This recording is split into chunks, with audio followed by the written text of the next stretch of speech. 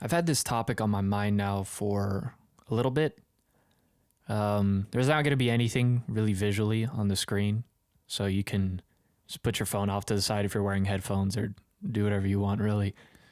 Uh, there was a there was something I heard a couple months ago from basketball player Giannis Antetokounmpo after he had gotten eliminated from the playoffs, where he addressed the idea of failure. And what he said was really, really beautiful. Essentially, to paraphrase it, you could look up kind of the interview specifically, where pretty much the message of it was you either win or you learn. That failure doesn't really exist. Now, for anyone who's ever competed in sports or done anything in life, failure does exist, but at the core of it, it really doesn't. And it goes back to that idea of either you win or you learn.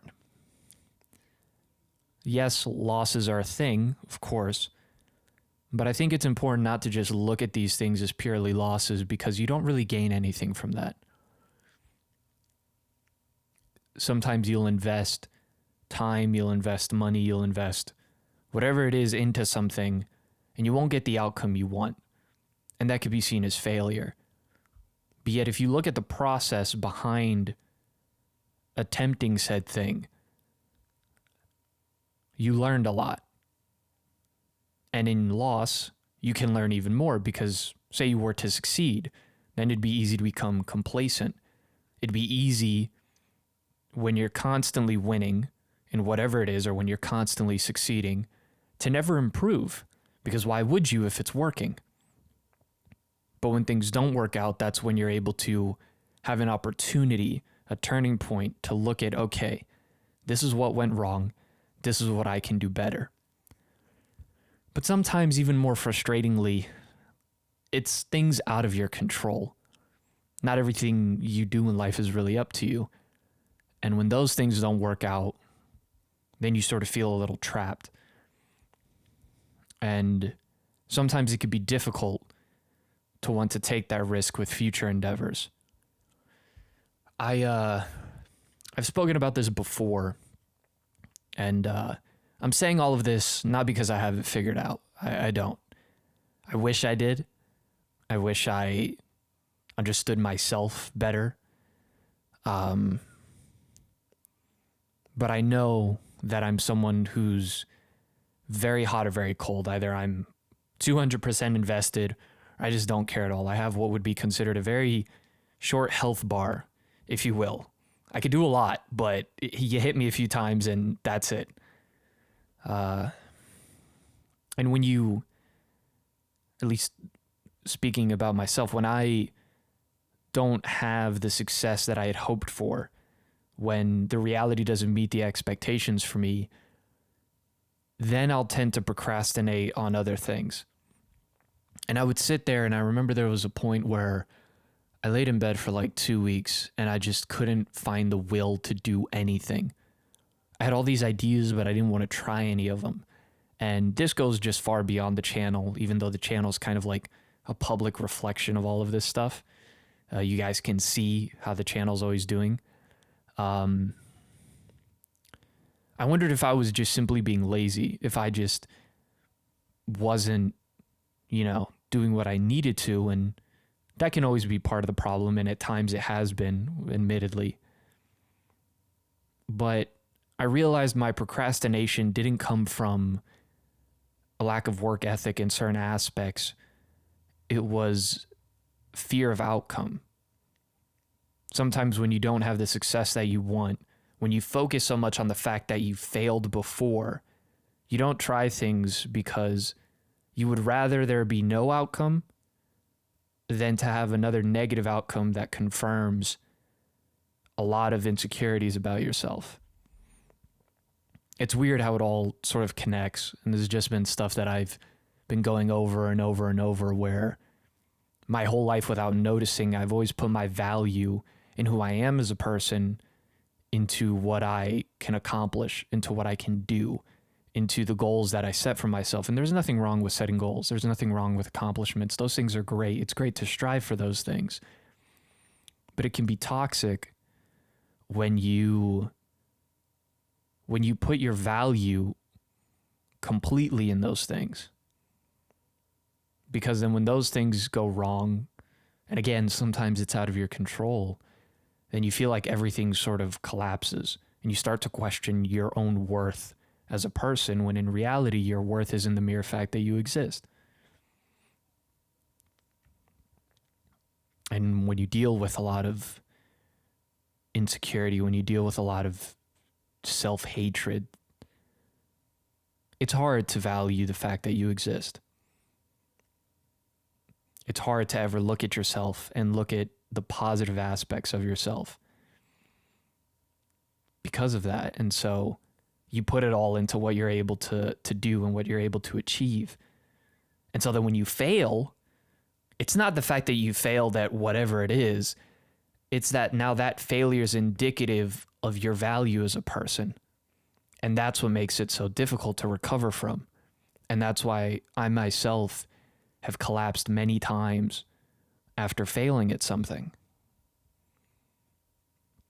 And so what can happen is you start to grow bitter, you become fearful of trying new things.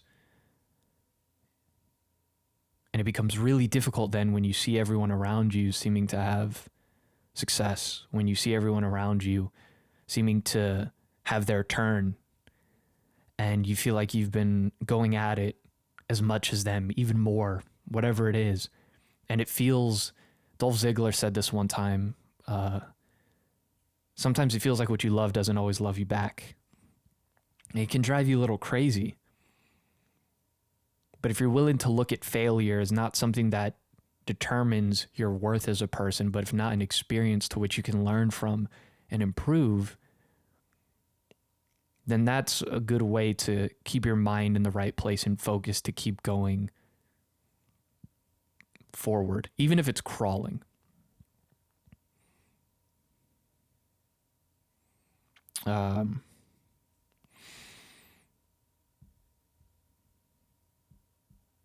That's what matters, is that you're able to learn from it and improve in some area and gain that knowledge and be able to help others whenever they're going through a similar sort of obstacle.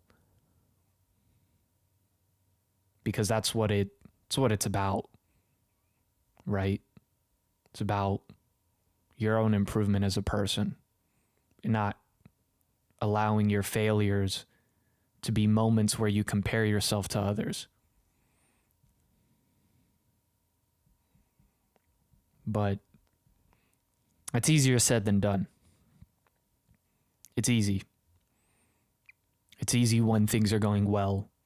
It's easy when everything seems to just flow properly. But those moments where it feels like you're pushing a cart with two broken wheels through a rocky terrain, you just every slight thing just is uncomfortable. Everything is just not going as it should be. And it's easy to give into the temptation to just want to give up on it. But luckily, those moments don't last forever.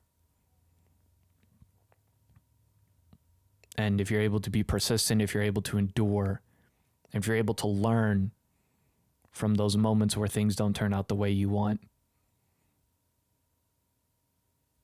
then I'm sure at some point when things smoothen out, you'll be able to just take off in whatever direction you're supposed to. So yeah, it was just, I had these thoughts for a while about what it really means to fail.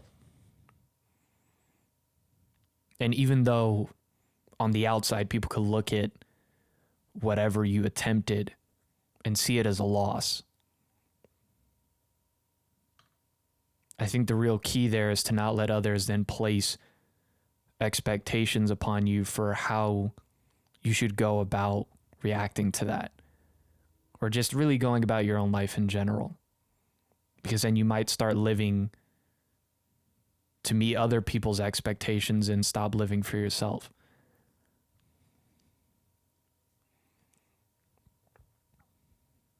I don't know, maybe none of this makes sense. It's just me saying a whole bunch of nothing.